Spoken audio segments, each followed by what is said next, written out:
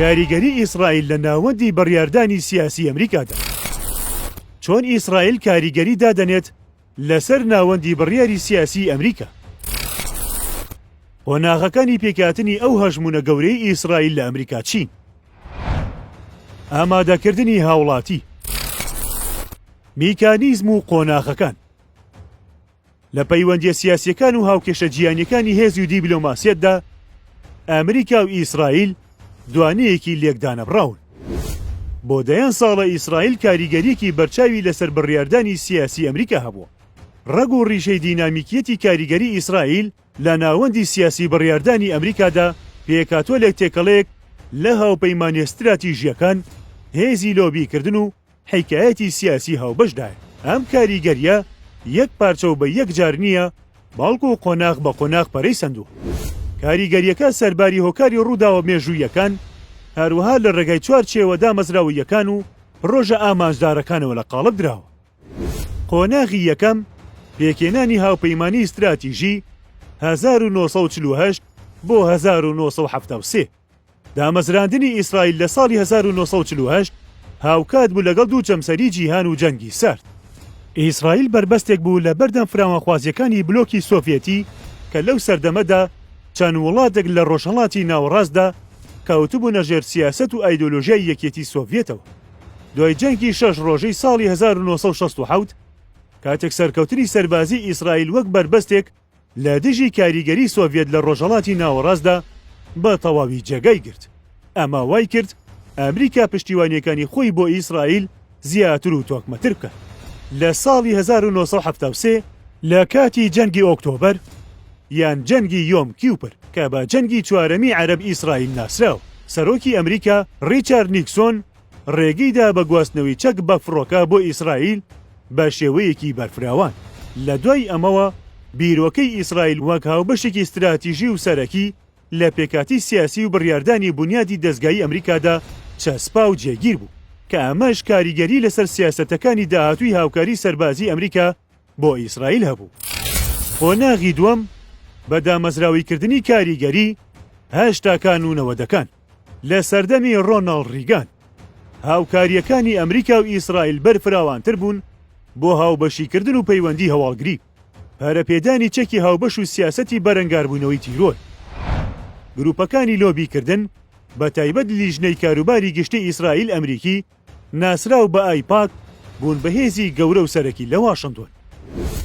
لە ساڵانی نەوەدەکان یارمەتیە ساڵانەیەکانی ئەمریکا بۆ ئیسرائیل کە زۆربیان لە هاوکاریە سەربازیەکان خۆیان دەبینیەوە وەکو ڕێکەوتنی چەندین ساڵە جێگەیان گرت کە پشگیری چاوەڕوانکرا و مسۆگەر دەکات بەبێ لە بەرچاوگرتنی گۆڕانی کەسەکان و ئیدارەکانی پێکێنانی حکوومەت. یاسای باڵیۆزخانەی قودس لە ساڵی 1995 کە لە ڕێگەی کۆنگرێسەوە پاڵپشتی کرا، نیشانیدا هاوتەریبی کۆنگرێس لەگەڵ لۆبیکردن بۆ لایەنگری لە ئیسرائیل بەهێز و فراوان. قۆناغی سێیەم هاو ئاهەنگی سیاسی. دوای هێرشەکانی 11 سێپتەمبەر ئەمریکا و ئیسرائیل لە چوارچەوەی جەنگی دژی تیرۆردا هاوبەشی لە لێکدانەوە و تێگەیشتندا سەبارەت بە بەرەنگاربوونەوەی تیرۆری یارمەتی دەربوو بۆ ڕەوایەتیدان بە پشگیری ئەمریکا بۆ ڕێو شوێنە ئەمنیەکانی ئیسرائیل، لەوانەش بربەستی جیاکردنەوەی کەناری ڕۆژاوا و گەمارۆکانی غەزە. لە ساڵی 2007 ئیدارەی جۆر بۆشی کوڕ پاکێجێکی هاوکاری سەربازی بە بڕی 30 ملیارد دۆلار و بۆ ماوەی 10 ساڵ بۆ ئیسرائیل پەسەند کرد. لە ساڵی 2016دا ئیدارەی ئۆباما یاداشتێکی لێکتێگەیشتنی بە بڕی 38 ملیارد دۆلار واژۆ کرد کە گەورەترین گرێبەستی یارمەتی سەربازیە لە مێژووی ئەمریکادا. قۆناغی چوارەم پڕۆژەی سیاسی و ئابووریە یەکگرتووەکان ساڵانی 2010 تا ئێستا.